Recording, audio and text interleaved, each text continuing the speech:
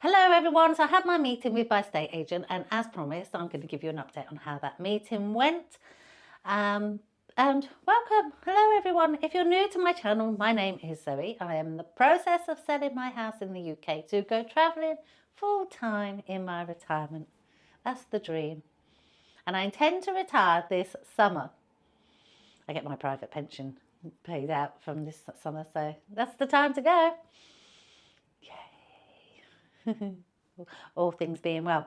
So, and if you're new to my channel, just so you have a little bit of background, my house went on the market last year in March with one estate agent, had a buyer, fell through. Oh, it was a nightmare situation. The estate agent was an absolute nightmare. I changed estate agents, went with a family-run firm, thinking that it would all be a much nicer experience. Well, pretty much the same thing happened, and had two buyers. Wasted all sorts of months, and they both pulled out. One couldn't get a mortgage, and the other one just changed their mind. So, anyhow, that was last year. So we're starting again this year. And so the estate agent I met with, I had met him, I think, about 6 weeks ago we met with him first. And he was recommended to me by a letting management guy that I know. And he's independent, works on his own. He doesn't like work within a company, he just works for himself. And it's a one-man band. So why not give him a go? Because it hasn't worked with the high street agents and the family-run high street agents. You're just a number to these people. It's not their livelihood. But this guy, if he wants to feed his family, he needs to sell his houses. So we're going to give him a go. And I met with him earlier today, and I just wanted to be clear on his strategy and make 100% sure that I'm doing the right thing.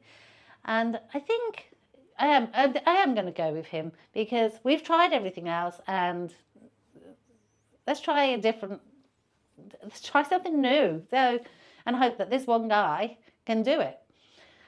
He really focuses on the marketing and uses social media a lot, which the others don't do. So, everybody is on social media nowadays.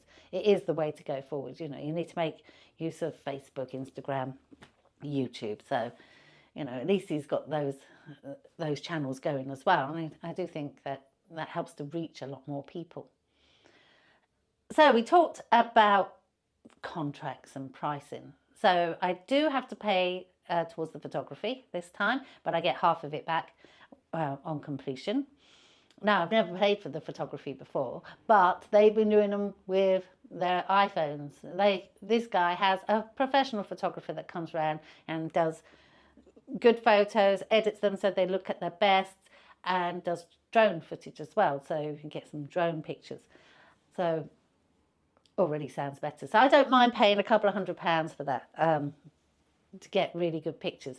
So as we all know, the street I live is perhaps not the most attractive street. I live in a great area and I live on a fantastic street. My neighbours are absolutely wonderful, the best I've ever had.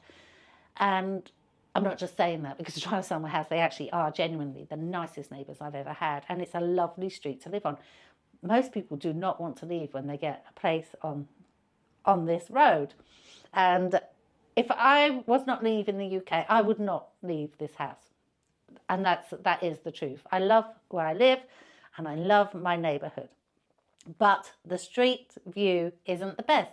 So we need the front of the house, because that's always the lead photo, to look at its best. So we need a good photographer to get people past that and looking at the rest of the photographs. So I think it's going to pay to have a professional do it this time. Definitely. So that's the photography. His contract, he said that he usually does 10 weeks tie-in period. I don't really want to be tied in at all, so I managed to beat him down to 0 weeks. Because at the end of the day, you should be able to sell this. We know from the previous estate agents that when people came through the door, most of them made offers. The problem was getting people through the door, and that's the marketing. It's always been the marketing. So if he does his marketing right, he should get people through the door. and then it should sell. So he doesn't need 10 weeks. I did also tell him, I said, let's, going to be honest with you. I expect you to be honest with me, so I'm going to be honest with you.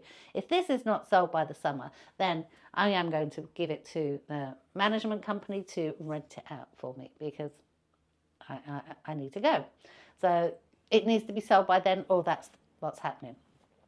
So I'm being honest with him. It's not going to sit on the market for a year or 6 months or anything like that. We need to get on with it. And I think, if I'm expecting him to be open and honest with me, I need to be transparent with him too. I think that's fair. That's how it works, isn't it? So I told him that, and he actually thought that was probably a sensible strategy. I hope that doesn't mean he doesn't think he can sell it. He should be able to sell it, please. He should be able to sell it. And then we talked about what the price will be when we put it on the market. So we are going to go lower than it was last year. So it'd be offers over, but a lower price. Now, the asking price I had last year, I don't think that was the wrong price, because we had offers at that price and higher in some of them. But so I think that was right. But if you want to get people through the door, we need to entice them with a lower price. I do think that that's right. So at the end of the day,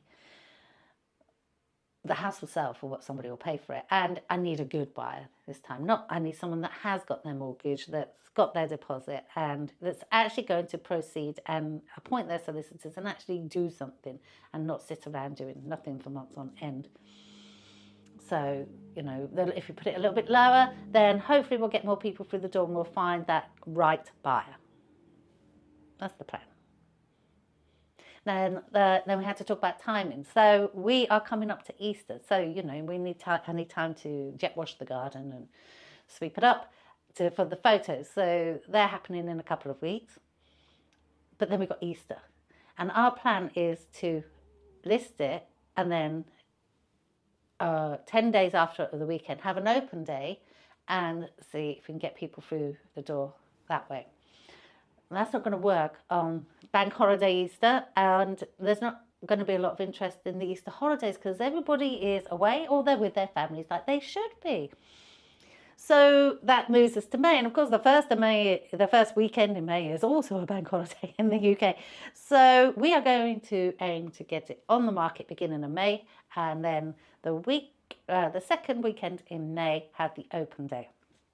So it's going to take a little bit longer there to get it up and going than perhaps we would have normally have liked, but I do think to avoid the Easter period will be more beneficial in the long run. There'll be more people sort of looking, and we don't want to miss out on the right buyer. So I'm willing to wait that couple of weeks extra to get things moving for the timing. And plus, the weather should be nicer, and so the garden will look nicer and more, everything will just look nicer. The house just brightens up when the sun's coming in. So that's what we're doing. Anyway, that's my update. I think I've covered everything.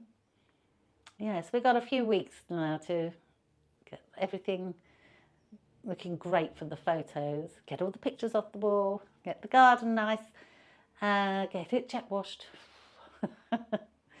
Yeah.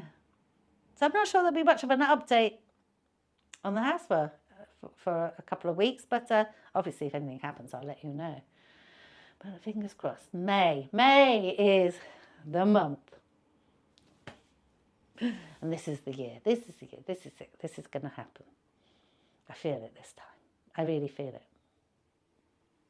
Excellent. Thanks for watching. I'll keep you updated as always. Take care. Have a great week. Ciao.